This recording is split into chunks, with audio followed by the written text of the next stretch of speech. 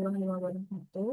Nama saya Najwa dan 01 akan mempresentasikan hasil diskusi tentang jurnal farmakokinetik dan farmakodinamik analisis komprehensif tentang penerapan distribusi metabolisme dan ekskresi obat-obatan psikiatri yang telah terakreditasi Q1. Nah, permasalahan yang saya ambil itu bagaimana sifat fisikokimia fluoksetin yang ditentukan oleh struktur kimianya akan mempengaruhi proses absorpsi, distribusi, metabolisme, dan ekskresi sehingga akan menghasilkan profil farmakokinetika khas dari fluoksetin.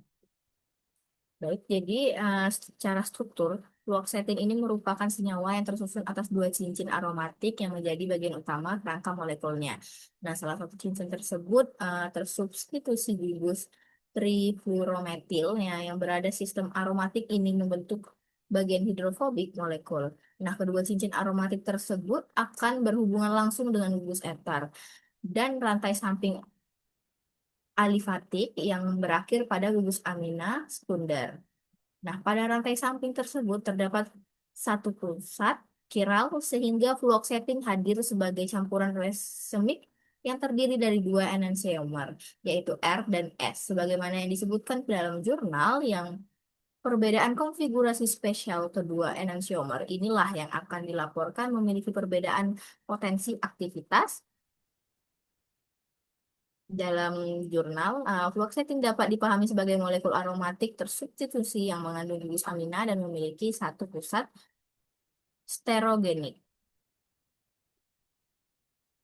Nah, berdasarkan jurnal, fluoksetin dilaporkan memiliki tingkat lipofilisitas yang cukup tinggi, peningkatan protein plasma sekitar 94%, serta volume distribusinya 20-45 liter per kilogram. Selain itu, fluoksetin tersedia sebagai campuran rasemik yang terdiri dari enantiomer R dan juga S. Dan S enantiomer menunjukkan potensi lebih tinggi dibandingkan R enantiomer. Nah, data tersebut menunjukkan bahwa fluoksetin memiliki karakteristik fisikokimia dan lipofilisitas yang tinggi, afinitas besar terhadap protein plasma, serta keberadaan stereomer aktif. Nah, karakter-karakter ini juga lah yang berkaitan dengan struktur kimia fluoksetin sebagaimana yang telah dibahas. Nah, selanjutnya termasuk ke ADME. Uh, yang pertama itu ada absorpsi dari fluoksetin. Nah, fluoksetin ini diserap secara ekstensif setelah pemberian oral. Namun metabolismenya lintas pertama di hati menyebabkan penurunan bioavailabilitas oral hingga di bawah 90%.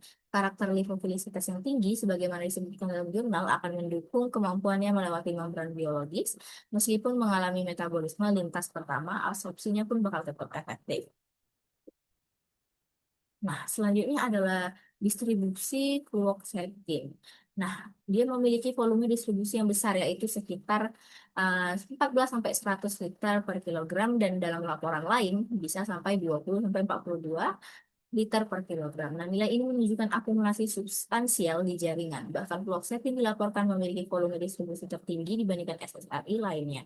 Nah, obat ini paling terkonsentrasi di paru-paru dan yang didugakan berkaitan dengan fenomena lisosomal trapping akibat banyaknya lisosom pada jaringan tersebut.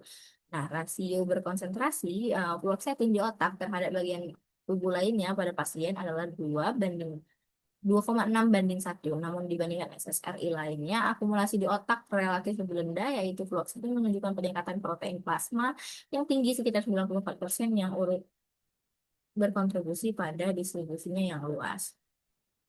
Nah, selanjutnya metabolisme fluoxetine itu mengalami metabolisme di hati yang signifikan melalui proses endemetilasi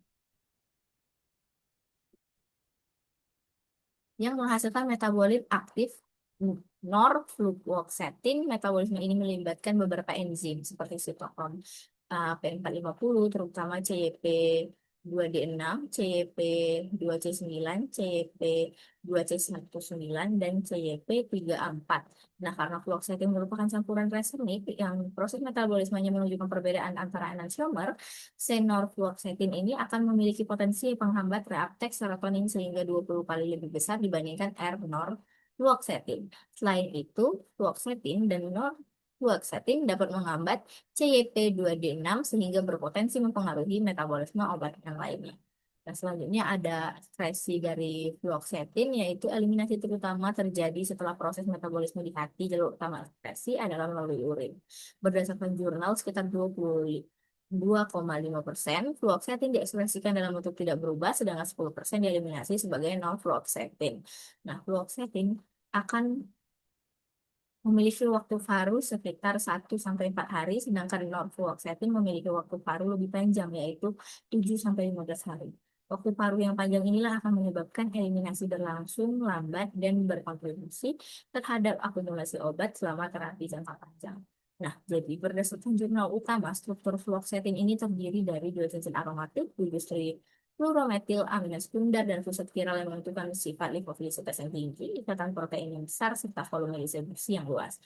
Sifat ini mendukung absorpsi oral yang baik, distribusi jaringan yang luas, metabolisme hati yang norfluoxetine aktif, serta waktu paru yang panjang. Nah, hal ini juga sejalan dengan jurnal pendukung dari Journal of Personalized Medicine yang telah terakreditasi Q2 yang menjelaskan bahwa parameter farmakokinetik seperti Cmax, Tmax yang kurang lebih 4 jam, T setengah 30 jam, dan AUC, VDCL, dan konsistensi, serta adanya variabilitas antar individu akibat faktor metabolisme CYP. Dengan demikian, data tersebut memperkuat bahwa karakter sifat fisikokimia fluoxetine secara langsung membentuk profil farmakokinetika yang khas, yaitu pada distribusi luas dan juga eliminasi yang lambat.